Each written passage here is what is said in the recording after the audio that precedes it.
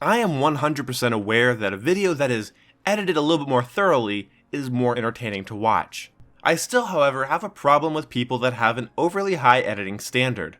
Now, I know this video might trigger some people, and I definitely know someone in particular that it's going to trigger.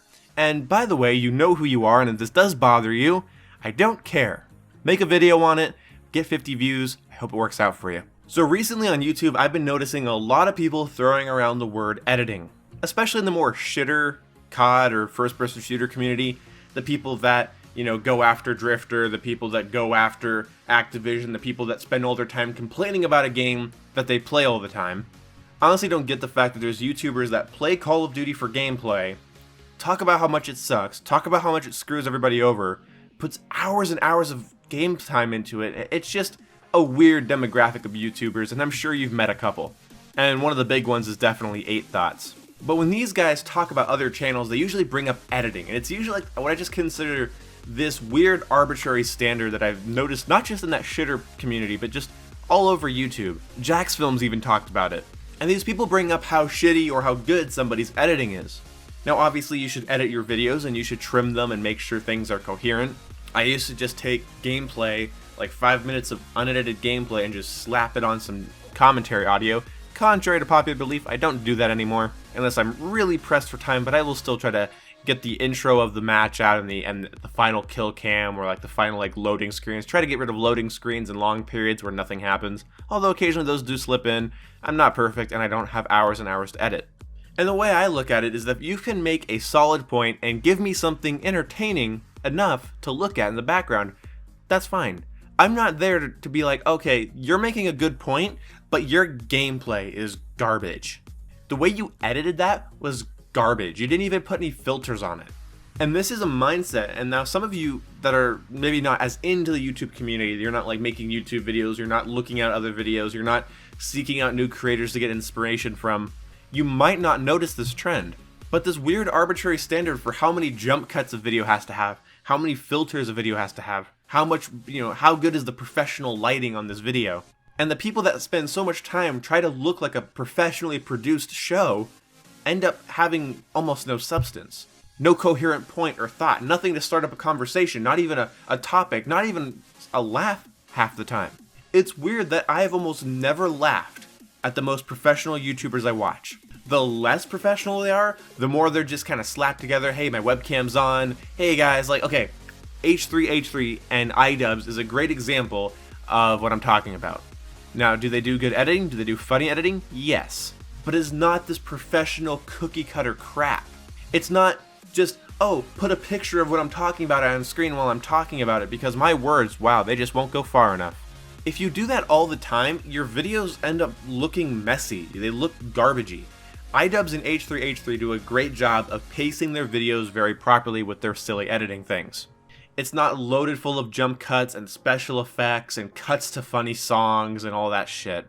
The people that are like, hey guys, today I'm gonna show you how I do this, bruh. And it's like, okay, and that might sound really obscure, but I've seen videos like that. With a crazy amount of jump cuts, some guy that's trying to look enthusiastic, and then throws in sound effects. It's just garbage.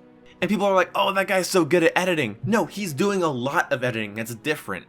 Now, it's all subjective and you can enjoy that, but this weird standard of oh, this guy makes good points, he's intelligent, or he's interesting, or he at least gives me a talking point.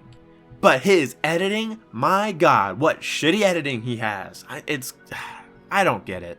And when YouTubers have these really arbitrary standards, I've brought this up all the time on my channel, and I'm gonna beat the fuck out of this dead horse.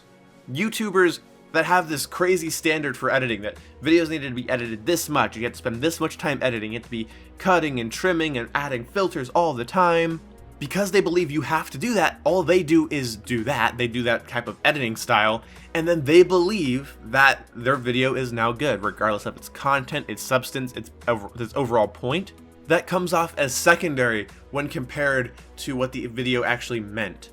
Now, some people I've seen, they just throw some gameplay and some music and some commentary, and they have just as little substance. There's a lot of variables when it comes to YouTube videos, but just because you do a lot of editing, it doesn't mean it's good. Just because it's good editing doesn't mean your video itself is good. There's porn that's well edited. It doesn't mean it serves some sort of substantial purpose. It doesn't give you something to talk about at the dinner table. Then again, I don't know. I don't live at your house. Maybe you talk about porn at your dinner table. Whatever. So yeah, some things are edited really well and they suck.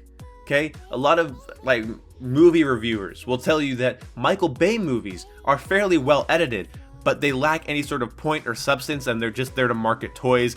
It's just a bunch of fucking explosions, special effects, characters you don't care about coming and leaving, a lot of over-sexualization of characters, racism, sexism, but they're well edited. But I'm still talking about Michael Bay movies, of course, not talking about most of the stuff in the fucking trending on YouTube, good God. So it might sound like I'm trying to defend my less editing, me editing less, and in a way I am, but I'm trying to kind of let you guys know my mentality on it. If you don't share this opinion at all, that's totally fine. Let me know why in the comment section below. There's always a couple of you guys that disagree with me, and that's fine. That means I'm trying to get some sort of discussion going. A lot of people see me not replying to criticism, and they assume that that means I don't like it or I don't take it well.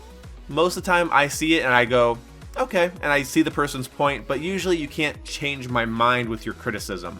If I put time into a video and I took time to tell you guys what I think, you're not going to be able to change my mind with a comment. So there's a difference between criticism and trying to set me on the path that you're on. So if you didn't like this video, leave a dislike and let me know why down in the comment section below. If you did enjoy this video, leave a like and tell me what your favorite toy was as a kid. Yeah.